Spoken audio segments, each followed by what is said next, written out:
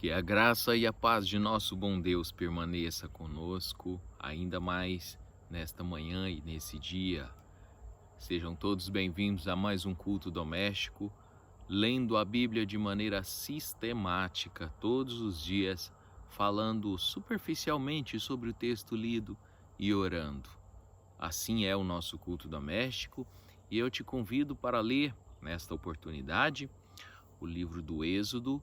O capítulo é o de número 6. A sequência da nossa leitura é no capítulo de número 6.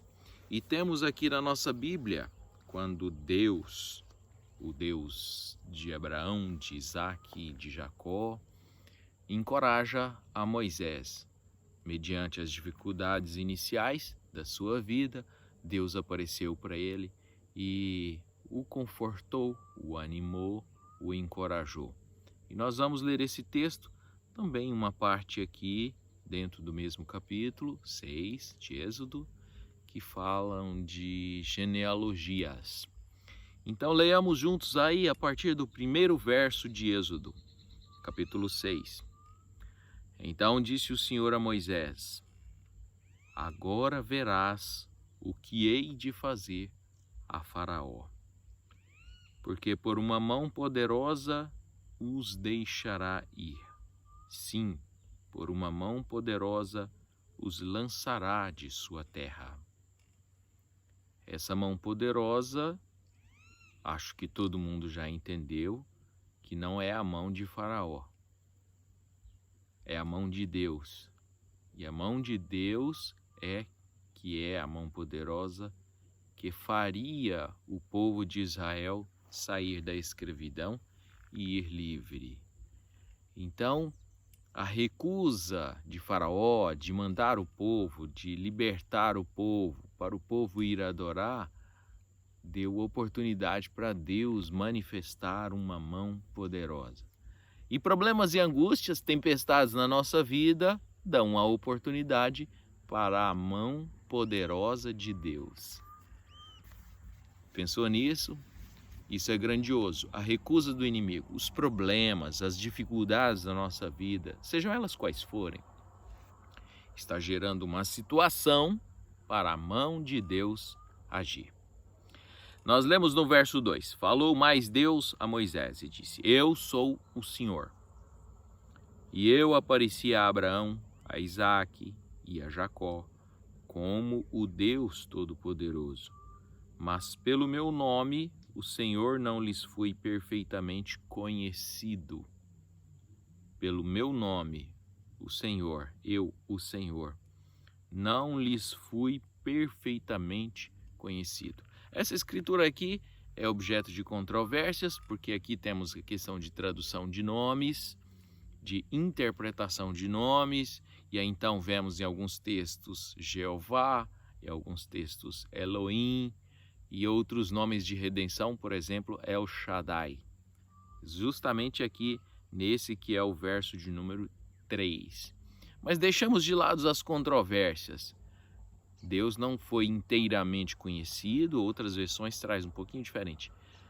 Deus não foi inteiramente conhecido naquele tempo.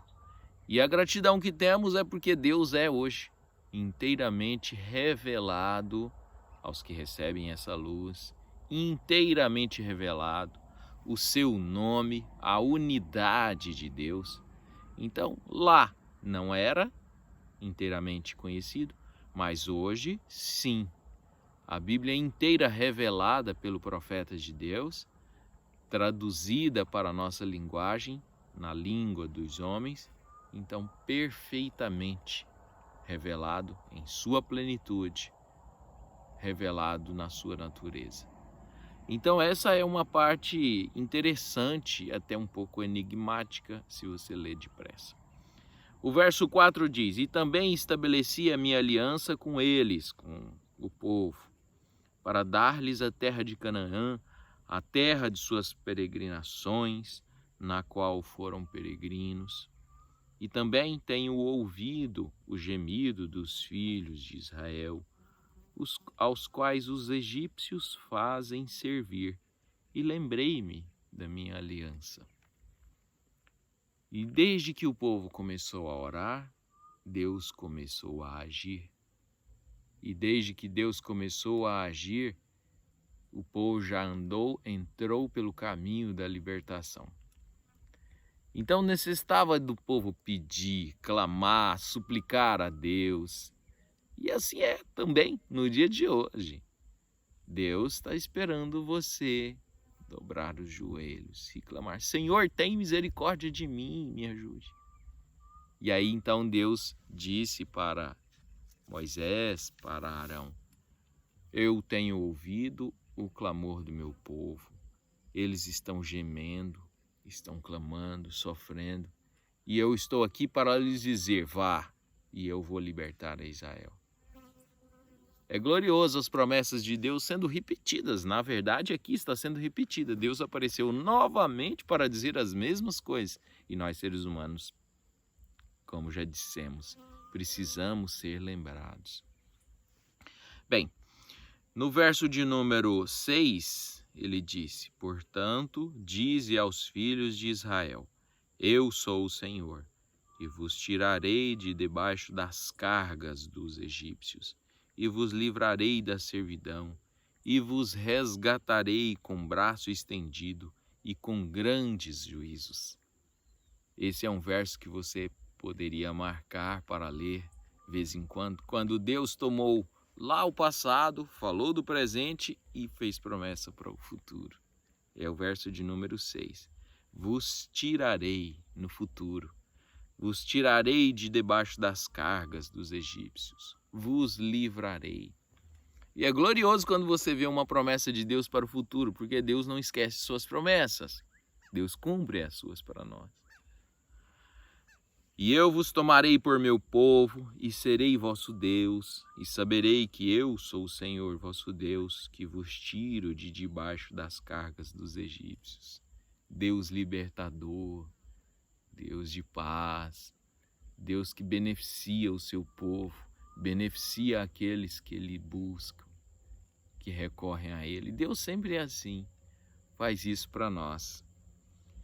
No verso 8, e eu vos levarei à terra, acerca da qual levantei minha mão, jurando que a daria a Abraão, a Isaque e a Jacó, e vos-la darei por herança, eu, o Senhor. Então Deus estava repetindo as mesmas palavras, as mesmas promessas, para um povo que estava porventura triste, ou talvez desanimado, por causa das aflições que aumentaram. E Deus prometeu de novo, lembrou de novo.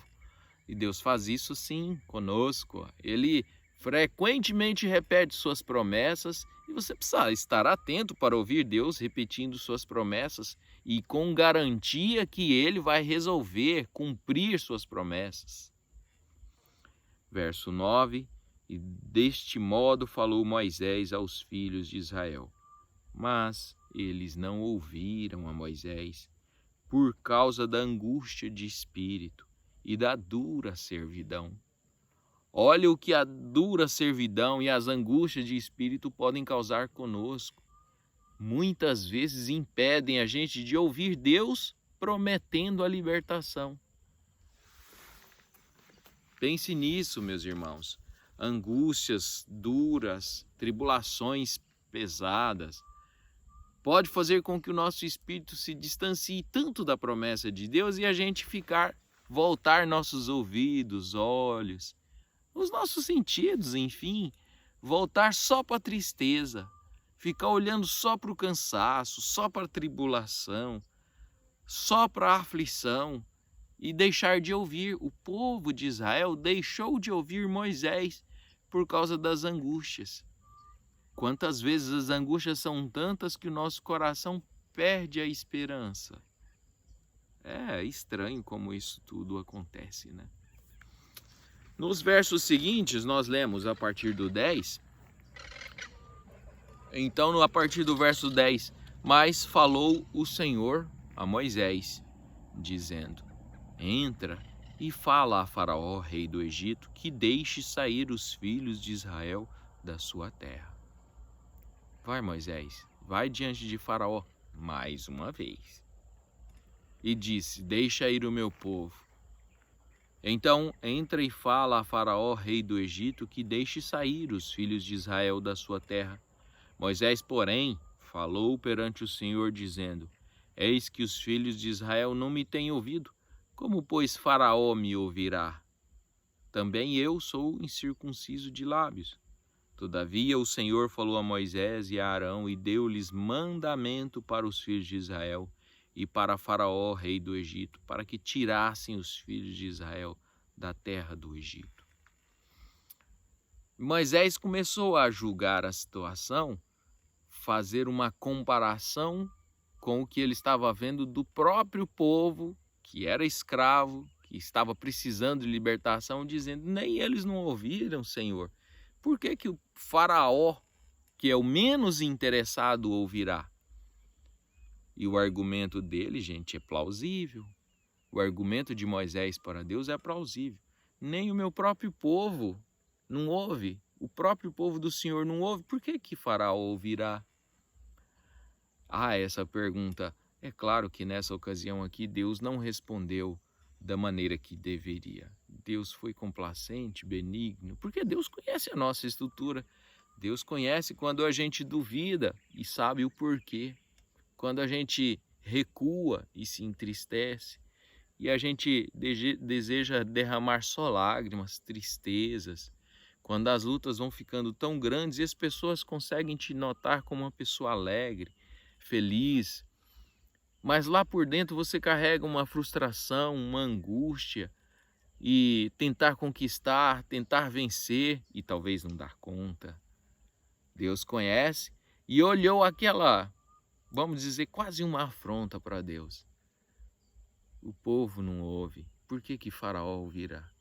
Aí Deus respondeu ainda mais firme, mais animador para Moisés. Todavia o Senhor falou a Moisés e a Arão e deu-lhes mandamento para os filhos de Israel e mandamento para Faraó, rei do Egito, para que tirasse. Vão e faça, eu estou mandando. A partir do verso 14, nós temos umas genealogias, Ruben, Simeão e Levi. Rapidamente para você compreender, para que também as genealogias possam ser uma mensagem para você. Esses três que vai ser mencionados aqui no capítulo 6, a partir do verso 14, são os primeiros 3 filhos de Jacó, os primeiros 3 filhos de Israel, porque Jacó teve seu nome mudado para Israel. E esses 3 filhos são Ruben, Simeão e Levi. O mais velho, Ruben, o próximo mais velho, Simeão, e o próximo mais velho, de cima para baixo, Ruben, Simeão e Levi. Tribos que, primeiramente por ser primogênito, Ruben por ser o primogênito, deveria ser o portador da bênção de seu pai. E não foi. Ele não herdou a bênção de seu pai. Tampouco o segundo filho mais velho recebeu a bênção de seu pai, Simeão. Tampouco o terceiro filho recebeu a bênção de seu pai, Levi. Também não levou. Mas a bênção de seu pai, a bênção do primogênito, foi dado para o quarto filho, chamado de Judá. Por isso que Judá foi a grande nação abençoada, a grande tribo de Israel abençoada. E por isso até hoje o nome judeus, descendentes de Judá. Não deveria ser os descendentes de Ruben? Não deveria ser os descendentes de Simeão? Ou talvez os descendentes de Levi? Nós vamos chegar, se Deus permitir, na continuação da leitura, na razão pela qual esses 3 primeiros filhos não levaram as bênçãos, mas o quarto filho. Bem, então a partir do verso 14 nós lemos genealogias e você já está tendo uma ideia dos primeiros nomes. Estas são as cabeças das casas de seus pais, os filhos de Ruben, o primogênito de Israel, Enoque e Palu, Esrom e Carmi. Estas são as famílias de Ruben. E os filhos de Simeão, o segundo filho, Gemuel, Jamim, Oade, Jaquim, Zoar e Saul, filho de uma cananeia. Essas são as famílias de Simeão. E esses são os nomes dos filhos de Levi, o terceiro filho, segundo as suas gerações, Gerson, Coate e Merari. E os anos da vida de Levi foram 137 anos. Levi, o terceiro filho, que daria origem à tribo dos levitas, não dos judeus, dos levitas. Esse Levi, esse patriarca, viveu 137 anos. E os filhos de Gerson, Libni e Simei, segundo suas famílias. E os filhos de Coate, Amrão, Izar, Hebron e Uziel. E os anos da vida de Coate foram 133 anos. Bem, aqui nós estamos seguindo a genealogia do terceiro filho, que era Levi, e dos filhos dele, cada um em seus filhos. E veja que Deus, a Bíblia aqui, deixou a primeira, não falou dos detalhes da primeira família nem da segunda família, mas está entrando nos detalhes, continua na sequência do terceiro filho, Levi. E nomes conhecidos dentre desses, um deles é Coate e o outro é Merari. Esses nomes vão ter um significado especial lá na frente, só ouça, tá? Então nós lemos no verso 19, e os filhos de Merari, Mali e Muzi, ou Muzi, essas são as famílias de Levi segundo suas gerações. E Amrão tomou por mulher a Joquebede, sua tia, e ela deu-lhe Arão e Moisés. E os anos da vida de Amrão foram 137 anos.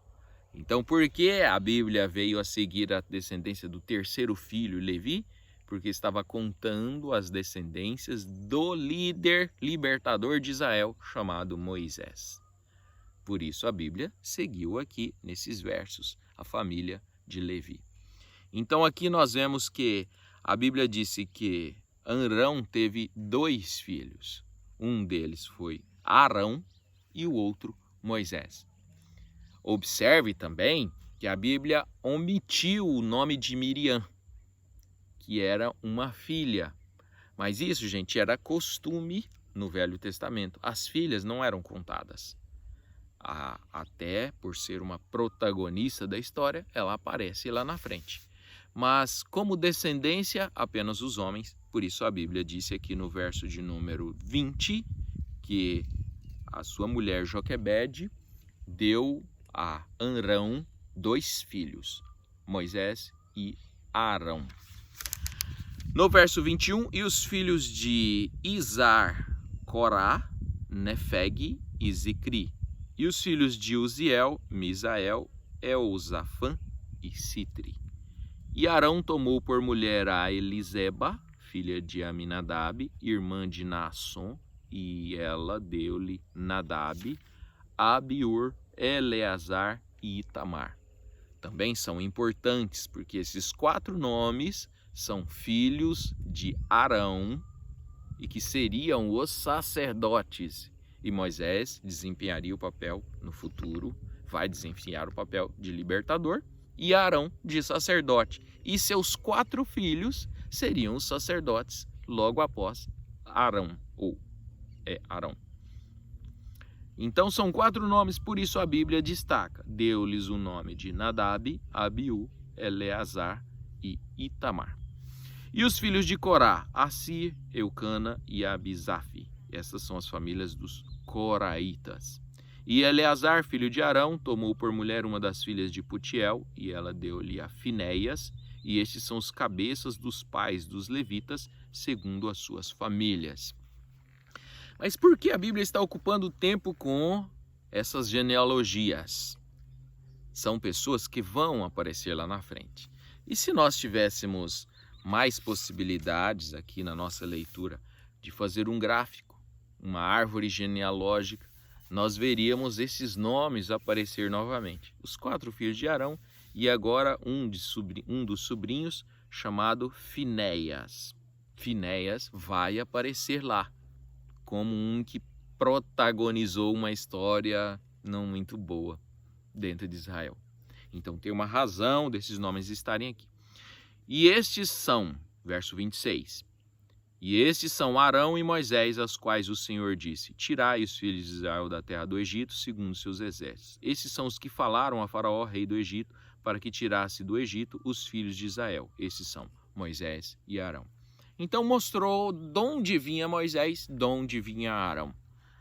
No verso 28, e aconteceu que naquele dia, quando o Senhor falou a Moisés na terra do Egito, falou o Senhor a Moisés, dizendo: Eu sou o Senhor, fala a Faraó, rei do Egito, tudo quanto eu te digo.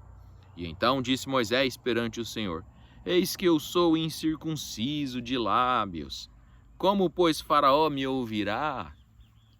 Então, meus irmãos, veja que essa desculpa de Moisés já está dita no início do capítulo 6, e agora ele repete o argumento de Moisés: eu sou incircunciso, eu sou pesado de lábios, em outras palavras, em outras traduções da Bíblia. Eu sou pesado de lábios, eu não sei falar. E a gente não sabe se ele era gago ou fanho ou alguma coisa assim. E ele justificou para Deus, repetiu a promessa, Moisés justificou novamente. Qual a mensagem que eu poderia trazer para nós nesta manhã? Bem, simples, pequena. Moisés se envolveu tanto com seus defeitos, Moisés ficou olhando tanto para as suas fraquezas que se esqueceu de olhar para a promessa. Olha, quando você começa a olhar muito para si, você se esquece da promessa de Deus. Nós não somos capazes de coisa alguma, não temos nenhuma qualidade, não podemos olhar para elas, nem para qualidades e nem para os nossos defeitos. Não são nossos defeitos impedimentos para Deus trabalhar. Pare de olhar suas fraquezas, pare de olhar suas frustrações, deixe de olhar para si mesmo e olhe para Cristo. Olhe para o Calvário, não se esqueça de suas promessas, das promessas de Deus. E Moisés estava exatamente aí, olhando para as suas capacidades, olhando para os seus defeitos, olhando para os seus próprios meios.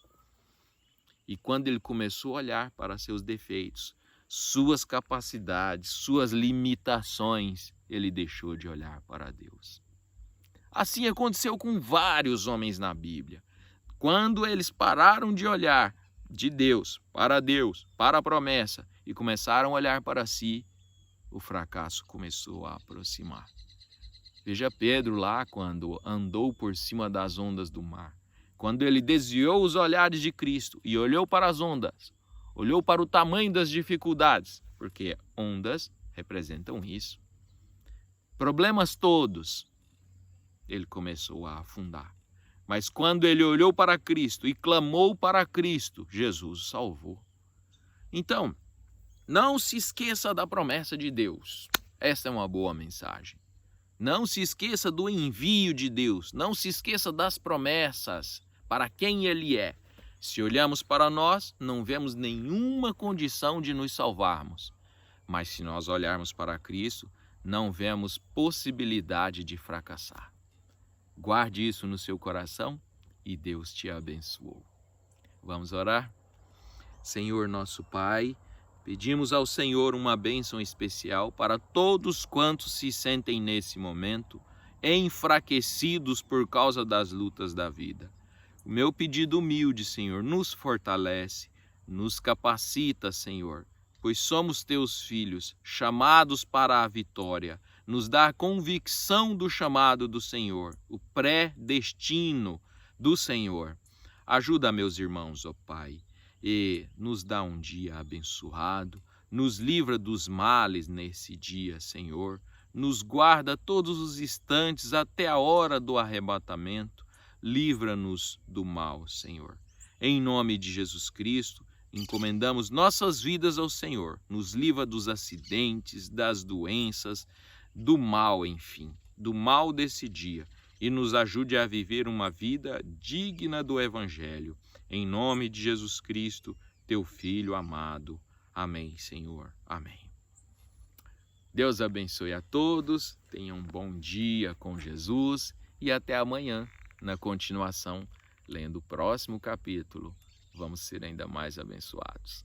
Um Deus abençoe para todos. Até amanhã.